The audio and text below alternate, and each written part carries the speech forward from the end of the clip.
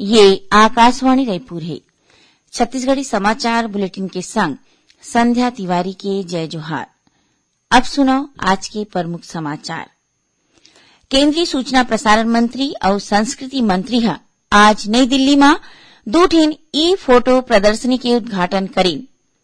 प्रदेश में कोरोना ले बचाव बर अब तक 1,41 लाख ले ज्यादा टीका लगाए गए हैं और प्रदेश में अवैया 24 घंटा के दौरान गरज चमक के संग 1-2 जगह में भारी वर्षा और गाज गिरे के संभावना है।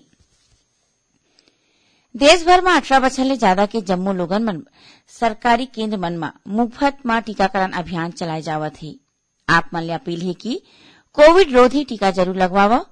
कोरोना महामारी बर कोनो किस्म के कोताही झन बरतो और ये सरल उपाय के पालन करो। मास्क लगाओ, 2 गज के सुरक्षित दूरी बनाए रखो, घेरी बेरी साबुन ले हाथ धोवाओ। लोगन मन ला कोरोना ले जुड़े जानकारी दे और उखर मार्गदर्शन पर राष्ट्रीय हेल्पलाइन नंबर हवय। छत्तीसगढ़ पर हेल्पलाइन नंबर हवय 104 और 0771 223591। संगे संग राष्ट्रीय हेल्पलाइन नंबर हवय 1075। अब समाचार विस्तार ले। केंद्रीय सूचना और प्रसारण मंत्री अनुराग ठाकुर और संस्कृति मंत्री किशन रेड्डी आज नई दिल्ली में चित्रांजलि 875 शीर्षक ले 2 ठिन प्रदर्शनी के उद्घाटन करीन। पहली ई फोटो प्रदर्शनी संविधान निर्माण ले जुड़े है, फिर दूसर फिल्म पोस्टर ले जुड़े वर्चुअल प्रदर्शनी है। उद्घाटन के बाद श्री ठाकुर कहिने कि भारतीय संविधान हमार अधिकारी और कर्तव्य के बारे में जाने में मदद करथे। ओमन कहिने कि सरकार है जल्दी अपन संविधान जाने बर कार्यक्रम शुरू करही। ई प्रदर्शनी 11 क्षेत्रीय भाषा में है। श्री ठाकुर कहिने कि ये प्रदर्शनी के माध्यम ले देश के युवा संविधान में दे गए अधिकार और कर्तव्य ला आसानी ले समझ सकी। आजादी के अमृत महोत्सव के रूप में सूचना और प्रसारण मंत्रालय 23 ले 29 अगस्त तक विशेष सप्ताह मनावत है। इमा देश भर में आने मीडिया इकाई के माध्यम ले कई ठिन गतिविधि और कार्यक्रम चलाए जावत है। गीत और नाटक प्रभाग देश भर में 100 ले ज्यादा कार्यक्रम आयोजित करत है।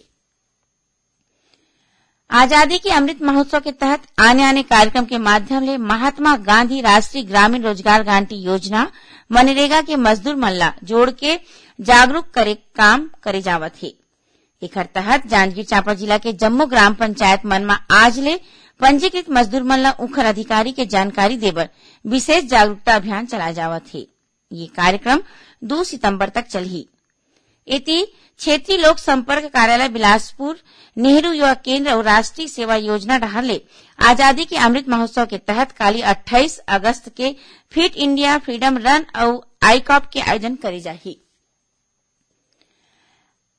देश के आजादी के 75 बछर पूरा होए के मौका में आजादी के अमृत महोत्सव में प्रादेशिक समाचार एकांश आकाशवाणी रायपुर डहाले प्रश्नोत्तरी कार्यक्रम शुरू करे गे है। एमा छत्तीसगढ़ी बुलेटिन सुनैया मन बर आज के सवाल हवय। बछर 1922 में पंडित सुंदरलाल शर्मा जेल में रहत जौन पत्रिका निकाले रहीस है उखर नाम का रहीस। एक घाव और सुन लो। बछर 1922 में पंडित सुंदरलाल शर्मा जेल में रहत जौन पत्रिका निकाले रहीस है उखर नाम का रहीस है। श्रोता मन अपन जवाब ईमेल आईडी raipursawl@gmail.com में या फिर फोन नंबर 9424208182 में SMS ले भेज सकत है।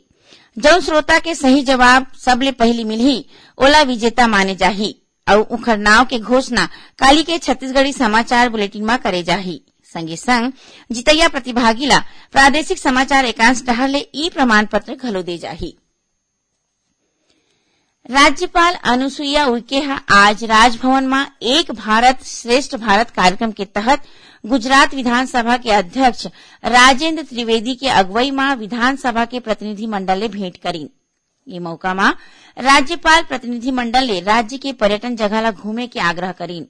ओमन बताइने कि छत्तीसगढ़ के प्राकृतिक सौंदर्य अद्भुत है। यहाँ विश्व प्रसिद्ध चित्रकूट जलप्रपात और आने पर्यटन स्थल है। गुजरात विधानसभा अध्यक्ष श्री त्रिवेदी राज्यपाल ला गुजरात आय के न्योता दीन। ये मौका में श्री त्रिवेदी राज्यपाल ला साल प्रतीक चिन्ह, स्टेच्यू ऑफ यूनिटी और पुस्तक देके सम्मानित करीन। उन्हें प्रतिनिधि मंडल छत्तीसगढ़ विधानसभा के अध्यक्ष डॉक्टर चरणदास महंत ला घलो विधानसभा परिसर में भेंट करीन। छत्तीसगढ़ी समाचार बुलेटिन आप मन आकाशवाणी रायपुर ले सुनत हव। छत्तीसगढ़ के खबर ले है आपके वास्ता और खबर के विश्वसनीयता ले है हमर वास्ता। आकाशवाणी समाचार रायपुर के प्रादेशिक समाचार बुलेटिन के संगे संग हमार समसामयिक कार्यक्रम आप रेडियो के संग अपन मोबाइल में घलो सुन सकत हव। आकाशवाणी समाचार फेसबुक, ट्विटर और यूट्यूब में घलो हावय। हमार फेसबुक पेज हरे Chhattisgarh news on AIR, Twitter handle CGAIR news और हमार यूट्यूब चैनल हरे छत्तीसगढ़ AIR न्यूज। तो अब रेडियो के संगे संग आपके मोबाइल के माध्यम ले हम आप तक पहुंचत हन। छत्तीसगढ़ के हर खबर पर सुनत रहो आकाशवाणी समाचार।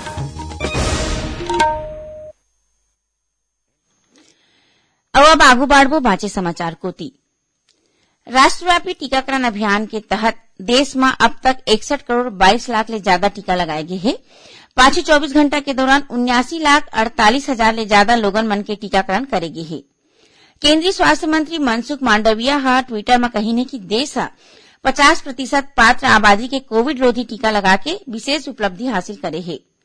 टीकाकरण अभियान के तीसरा चरण में अब तक 18 ले 44 बछर आयु के 23 करोड़ लोगन मन ला पहली डोज, फिर 2 करोड़ ले ज्यादा लोगन मन ला दूसरा डोज दे जा चुके हैं।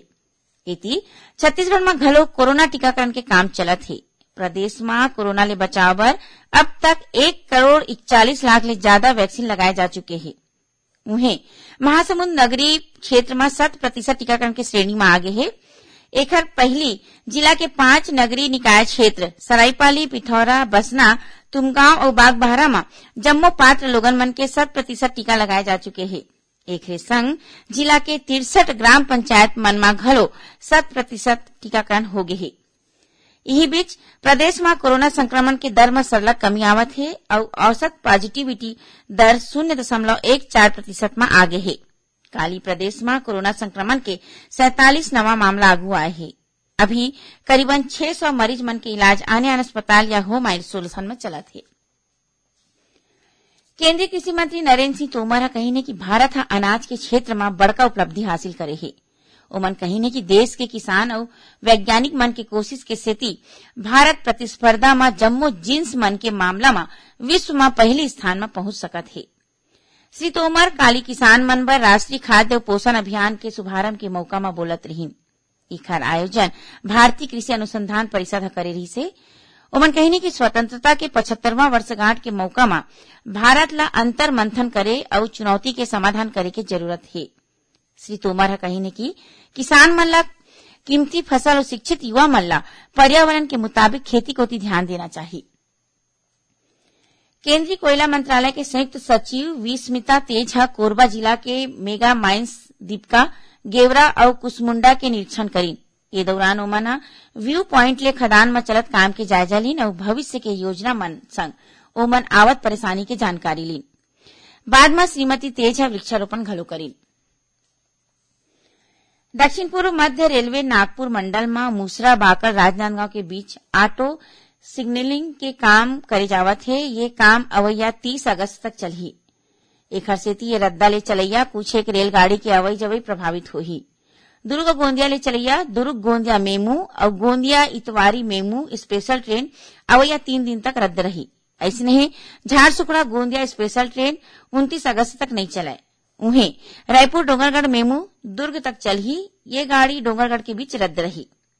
उन्हें रायपुर रेल मंडल के तिल्दा बैकुंठ स्टेशन के बीच समपार फाटक तुलसी गेट में मरम्मत के सेती 29 अगस्त की बिहनिया 8 बजे ले 5 दिन तक ये फाटक ले अवई जवई बंद रही।